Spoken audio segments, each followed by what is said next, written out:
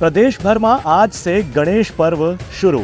जगह जगह पंडाल में विराजे हवे लंबोदर। बेमेतरा जिला में भी शहर से लेके गांव तक दिखत है गणपति विराजे के उत्साह। प्रदेश भर में आज से गणेश की स्थापना के पर्व गणेश पर्व शुरू हो गए हैं। ऐसे अलग अलग जिला में ग्रामीण और शहरी इलाका में गणेश पंडाल में लगातार सजावट के साथ में आज बड़े और छोटे मूर्ति की स्थापना के क्रम चलत रही से यही कड़ी में बेमेतरा जिला में भी गणेश के त्योहार धूमधाम से मनाए जाते।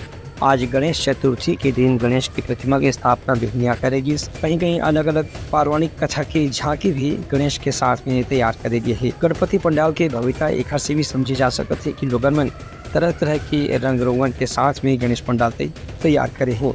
गणेशोत्सव समिति डाले मौका में 10 दिन तक के भजन कीर्तन पूजन और सांस्कृतिक धार्मिक कार्यक्रम के भी आयोजन करे गए हैं। Bureau report Uttarakhand news.